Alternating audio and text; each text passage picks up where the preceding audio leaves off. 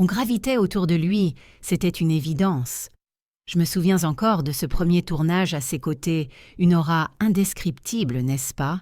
Bienvenue dans l'antre des secrets, ici où les légendes du grand écran tombent le masque, pour enfin dévoiler leur humanité crue. Ce soir, nous plongeons dans les abysses d'une existence façonnée par une dignité de marbre, mais secrètement rongée par une souffrance intime. Il s'agit du destin d'un homme qui a traversé son siècle tel un monument, marquant les esprits par sa stature, mais bouleversant les âmes par sa fragilité cachée. Visualisez un instant un bloc de granit, une force de la nature, que rien ni personne ne semblait pouvoir fissurer aux yeux de la France entière et des cinéphiles du globe. Lino Ventura, c'était ce titan, ce dur à cuire inébranlable, le gangster aux principes d'acier, celui qui ne baissait jamais les yeux et dont les larmes ne coulaient jamais. Sur la pellicule, il incarnait l'essence même de la virilité, dans ce qu'elle possède de plus brut, de plus loyal et de plus noble. Néanmoins, une fois le portail refermé de sa demeure de Saint-Cloud, transformé en véritable bunker, ce colosse vacillait quotidiennement.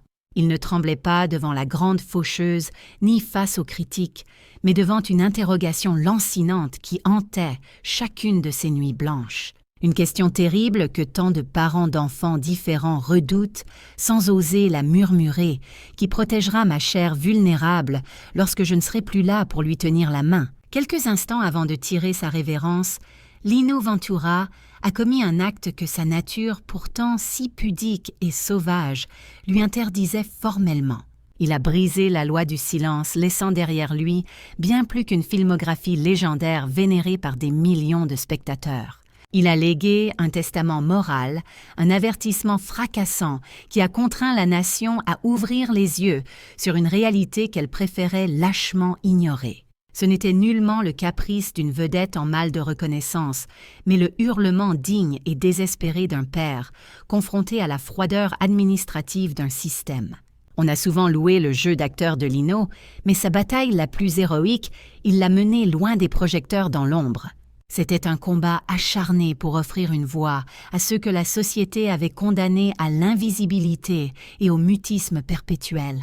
Et comment cet ours mal léché qui fuyait les journalistes, comme la peste, et protégeait son jardin secret avec une férocité inouïe, est-il devenu le porte-voix des oubliés? Pour saisir toute la tragédie et la beauté de cette lutte ultime, ainsi que les larmes dissimulées derrière ce visage de pierre, il faut rembobiner le fil de l'histoire. Il faut revenir à l'époque où Lino n'était pas encore une icône sacrée, mais un simple lutteur italien qui n'avait jamais songé au 7e art. Un homme qui allait conquérir le cœur des Français, presque par accident, sans se douter que le destin lui réservait une épreuve bien plus redoutable que la célébrité.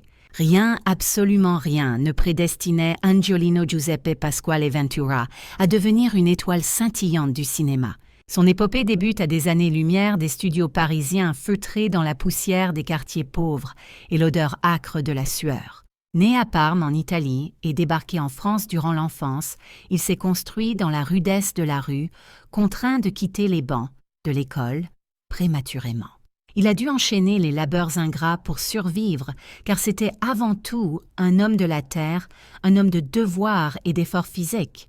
Il a d'abord voué son existence à la lutte gréco-romaine, se hissant même au sommet en devenant champion d'Europe en 1950. Sur le tapis, il a appris la résilience, encaisser les chocs, rester debout, coûte que coûte, et ne jamais au grand jamais laisser paraître sa douleur. Une philosophie de vie spartiate qui allait sculpter son caractère pour l'éternité et définir l'homme qu'il deviendrait. Mais le destin se montre parfois cruel. Avant d'être clément, une blessure dévastatrice à la jambe vient briser net sa carrière sportive. Il se retrouve alors face à un avenir en pointillé, avec l'angoisse viscérale de devoir nourrir sa famille sans savoir de quoi demain sera fait.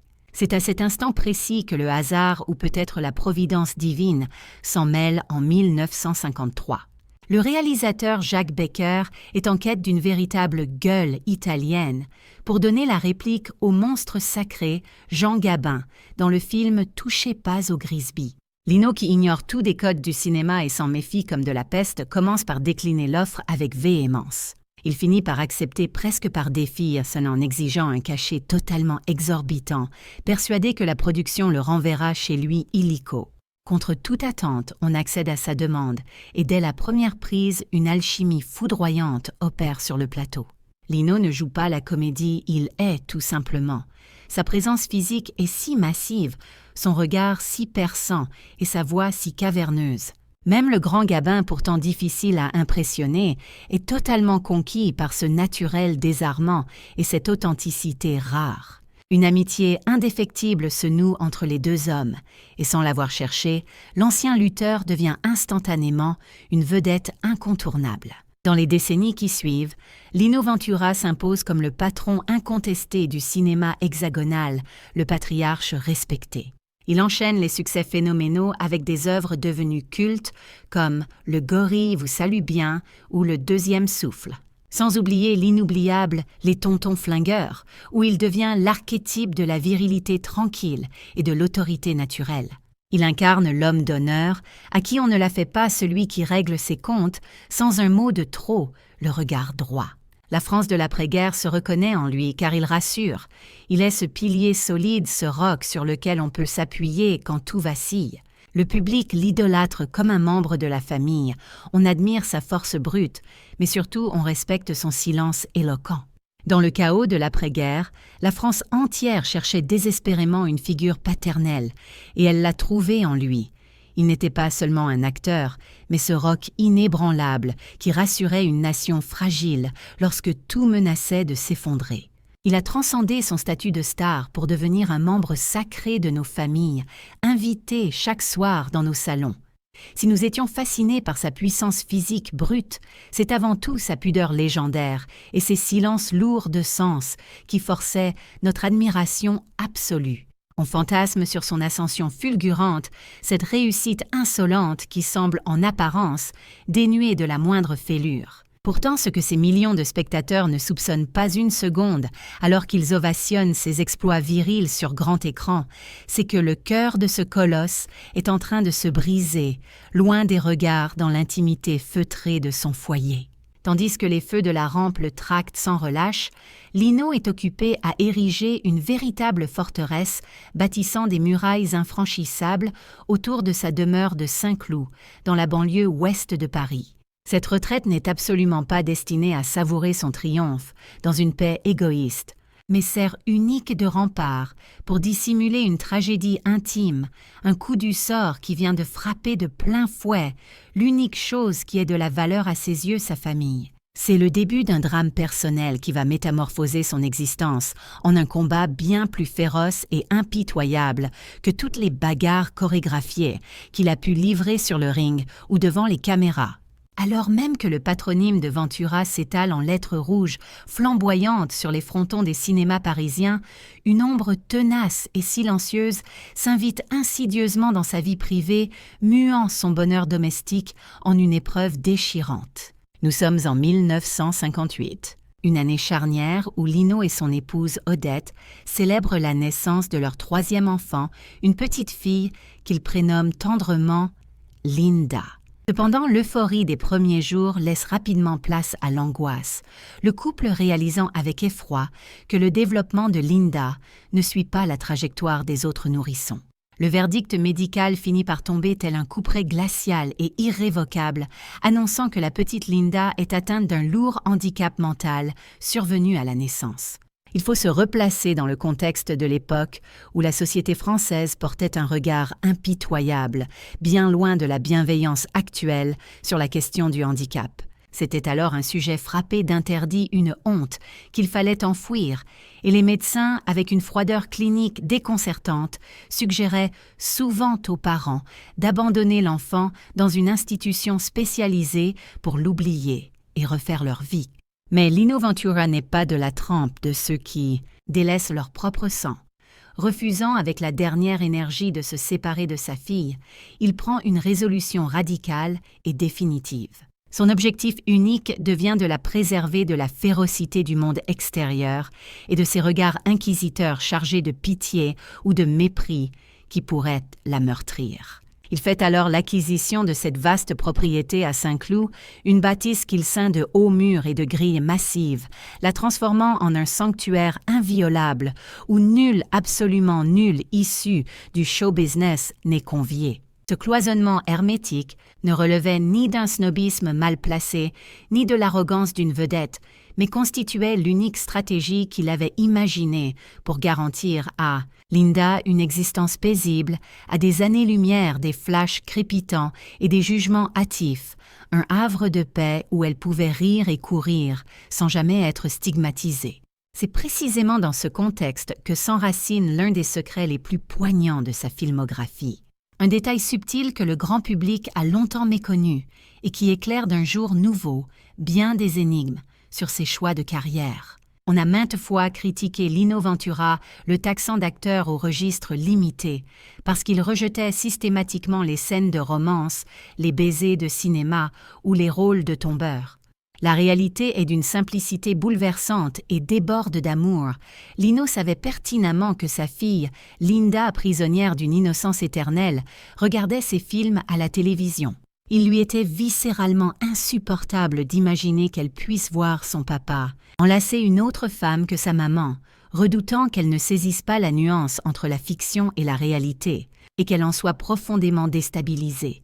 Chaque refus de tourner une scène sentimentale était en vérité une déclaration d'amour muette adressée à sa fille. Un sacrifice artistique qu'il endossait avec une fierté farouche, préférant passer pour un ours mal léché plutôt que de troubler son enfant.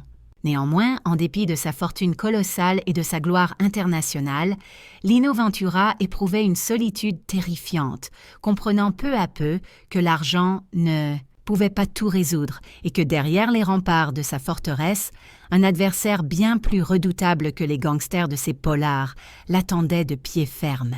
Il s'agissait d'un système administratif déshumanisé, une machine froide qui allait bientôt lui faire réaliser que son combat de père ne faisait que débuter. Les années s'écoulent, et si le visage de Lino Ventura se burine se marquant de ses rides, qui lui confèrent une autorité magistrale à l'écran, son cœur de père est rongé par une inquiétude lancinante qui ne lui accorde aucun répit.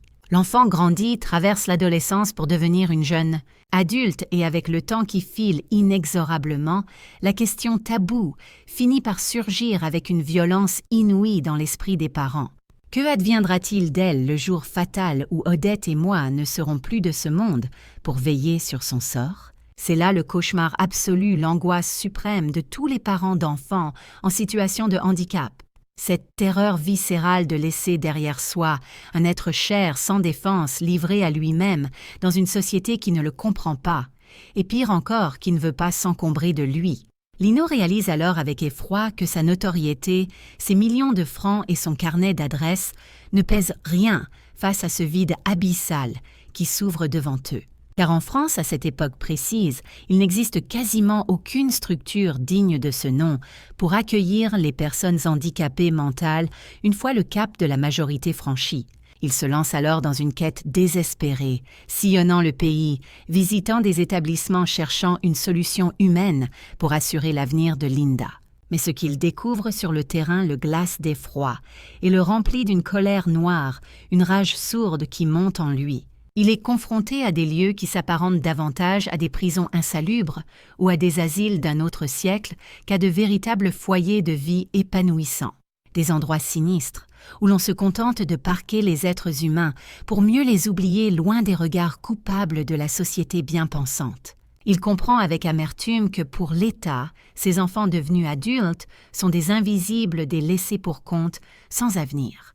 Des simples anomalies dans des colonnes de chiffres, voilà comment l'administration considère ces drames humains, une froideur bureaucratique qui blesse l'acteur bien plus violemment que les pires chroniques assassines sur son jeu d'acteur. Lino Ventura, cette figure paternelle du cinéma français qui a érigé l'honneur et la loyauté en principe de vie absolu, ressent une amertume dévastatrice. Il éprouve le sentiment glaçant d'être poignardé dans le dos par la République elle-même, ce système ingrat qui délaisse cyniquement les êtres les plus fragiles sur le bas-côté de l'existence. Même sa somptueuse demeure de Saint-Cloud, cette citadelle qu'il pensait être un refuge inviolable pour sa famille, lui apparaît soudain comme un château de cartes, incapable de freiner la marche inexorable du temps et la fatalité du destin. Lino a la certitude terrifiante que s'il reste passif, s'il continue de privilégier son confort et ce silence médiatique qu'il chérit tant l'avenir sera sombre. Il est hanté par la vision cauchemardesque de sa fille et de milliers d'autres enfants innocents, finissant leur existence dans la déchéance affective, parqués dans des mouroirs sordides, loin des regards. C'est au bord de ce précipice moral que le colosse aux pieds d'argile prend la décision la plus difficile de sa carrière, pulvériser cette règle de discrétion absolue qui gouvernait son existence, réalisant que se taire revient désormais à collaborer avec l'intolérable. Il se trouve acculé le dos au mur sans aucune autre échappatoire possible. Il va devoir dégainer l'unique arme capable de percer l'indifférence générale, cette célébrité envahissante qu'il a toujours méprisée, pour asséner un coup de poing médiatique magistral. Son objectif est clair, obliger la France entière à regarder la réalité en face, quitte à écorcher sa propre pudeur et à dévoiler ses failles intimes devant des millions de foyers captivés. Le 6 décembre 1965 restera gravé dans le marbre comme un tournant sociétal majeur diffusé sur les ondes de la télévision nationale. Ce n'était ni pour célébrer une victoire sportive, ni pour un discours électoral, mais pour un instant de vérité pure qui a littéralement fendu l'armure d'indifférence de tout un peuple. Ce soir-là, devant leur écran noir et blanc, les Français sont stupéfaits de découvrir un Lino Ventura, méconnaissable, loin de ses rôles de gangster impassible. L'homme qui apparaît est dépouillé de son costume de dur à cuire. Il a le visage marqué par la gravité et les mains qui tremblent presque sous le poids d'une émotion trop longtemps refoulée, loin de toute promotion cinématographique. Il est présent sur ce plateau pour livrer le combat le plus crucial et le plus noble de toute son existence. D'une voix rocailleuse sourde mais vibrant d'une détermination sans faille, il lance un appel au secours pour les enfants handicapés, ces enfants de l'ombre, que la société préfère honteusement dissimuler sous le tapis. Pour la toute première fois, il n'hésite pas à instrumentaliser ce qu'il protégeait jalousement sa renommée, s'en servant comme d'un bélier pour enfoncer les portes de l'ignorance. Il déclare avec une humilité qui prend aux tripes qu'il ne quémande pas la charité publique, mais qu'il exige la justice sociale et le droit inaliénable à la dignité pour ceux qui n'ont pas la voix pour hurler leur douleur. La déflagration causée par cette prise de parole est instantanée et traverse toutes les couches de la société. Voir ce monstre sacré incarnation virile de la retenue et de la force brute, plaider avec une telle ferveur pour les plus vulnérables, agit comme un véritable électrochoc sur la conscience collective. Mais Lino ne s'arrête pas aux belles paroles. Il pose la première pierre d'un édifice monumental. Il fonde l'association Perce-Neige, un nom d'une poésie déchirante qui évoque cette fleur téméraire capable de traverser la glace hivernale pour chercher désespérément un rayon de soleil. Une métaphore parfaite pour ces gamins qui tentent d'exister dans un monde qui leur oppose trop souvent un froid glacial. Ils ne sollicitent pas la pitié des gens, ils réclament des actes concrets du tangible, du solide. Il somme l'État de faire son devoir et appelle chaque citoyen à faire preuve d'humanité, métamorphosant ainsi son drame familial secret en une grande cause nationale. La réaction populaire est un raz-de-marée qui submerge toutes les prévisions les plus optimistes. Des montagnes de lettres et de chèques affluent de chaque coin de l'Hexagone, prouvant que le cri du cœur de ce père meurtri a résonné jusque dans les campagnes les plus reculées de la France profonde. Lino Ventura, qui avait passé des décennies à ériger des murailles infranchissables autour de son jardin secret, venait paradoxalement de construire un pont indestructible. Une connexion directe et sincère s'était établie entre la star et le peuple bien plus solide que n'importe quel scénario de fiction. Ce lien n'était pas tissé par l'adulâtrie fanatique envers une vedette, mais par le respect profond pour un homme d'honneur qui prenait ses responsabilités. Il avait désormais la conviction que sa véritable trace sur Terre ne serait pas ces bobines de films qui finiraient par prendre la poussière dans des archives oubliées. Son héritage s'inscrirait dans le béton et la pierre à travers ces maisons d'accueil perce-neige, qui commençaient à fleurir, offrant enfin un foyer chaleureux à ceux qui étaient condamnés à l'errance. C'était là son chef-d'œuvre absolu, une victoire silencieuse et magnifique à des années-lumière des paillettes et des tapis rouges des festivals.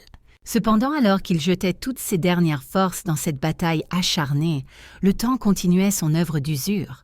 La machine humaine impitoyable continuait de tourner et le cœur du géant commençait à montrer des signes d'épuisement, comme s'il sentait que sa mission terrestre touchait à son terme.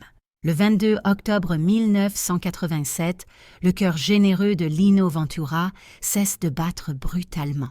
La fin survient sans sommation, tel le clap de fin abrupt d'un long métrage dramatique que personne, absolument personne, n'avait vu venir. Il tire sa révérence à 68 ans, laissant la France entière orpheline de son tonton, le plus respecté et le plus intègre. Mais si la pellicule de cinéma finit inévitablement par jaunir et s'effriter l'œuvre titanesque qu'il a bâtie pour sa fille Linda et tous ses compagnons d'infortune, demeure plus vibrante que jamais. En 2026, partout sur le territoire français, les foyers perce-neige continuent d'offrir respect et dignité à ceux que la société moderne tend encore à rejeter. Chaque nouvelle résidence inaugurée, chaque sourire apaisé sur le visage d'un résident est une revanche posthume éclatante. C'est la victoire d'un homme qui ne cherchait pas à jouer les héros, mais qui voulait simplement assumer son rôle de père jusqu'au bout de ses forces. Lino Ventura nous a légué bien plus que des films cultes. Il nous a transmis une leçon de vie universelle. Son parcours dépasse largement le cadre du 7e art, car il nous a enseigné une vérité fondamentale sur la condition humaine. La véritable puissance d'un homme ne se mesure ni à la force de ses poings, ni à l'autorité de sa voix, mais à sa capacité inouïe à tendre la main quand le reste du monde détourne le regard. Pourtant, son destin nous jette au visage une vérité bouleversante. Même les monstres sacrés du cinéma cachent des failles béantes. Derrière l'armure de l'icône intouchable se dissimulaient des angoisses profondes et des secrets que la gloire ne pouvait effacer. Mais son parcours nous enseigne qu'il arrive un moment crucial où il faut avoir l'audace de briser l'omerta, de déchirer ce voile de discrétion pour monter au créneau et défendre une cause vitale. C'est précisément cet instant de vérité qui constitue l'acte de bravoure le plus pur, la noblesse ultime, qu'un être humain puisse espérer atteindre au cours de son passage éphémère sur cette terre. Lino a magistralement démontré que les paillettes et la renommée sont vides de sens si elles ne servent pas une mission supérieure. Il a transformé sa célébrité en une arme de combat au service du cœur, prouvant qu'une voix connue peut bouleverser les consciences et sauver des destins. Bien que le rideau soit tombé et que le générique final de sa propre existence ait défilé il y a déjà bien des années, sa présence reste palpable parmi nous. Son esprit indomptable continue de monter la garde telle une sentinelle éternelle et bienveillante, protégeant farouchement ces êtres fragiles qu'il a aimés, avec une intensité qui force le respect. Vous pouvez désormais reposer en paix, Monsieur Ventura, car votre cri d'alarme a été entendu haut et fort. Soyez certain que votre lutte acharnée n'a pas été vaine et qu'elle a marqué l'histoire bien plus que vos films. C'est grâce à votre obstination que les perce-neige parviennent aujourd'hui à éclore bravant le gel et l'indifférence pour fleurir même au cœur des hivers les plus rigoureux et impitoyables de notre société. Votre voix grave et caverneuse résonne encore aujourd'hui comme un bouclier. Pour ceux qui n'ont pas la force de crier, nous rappelant à jamais que le véritable triomphe d'une vie ne réside pas dans l'admiration des foules, mais dans notre humanité. Et c'est ainsi que la légende perdure bien au-delà du mot « fin ».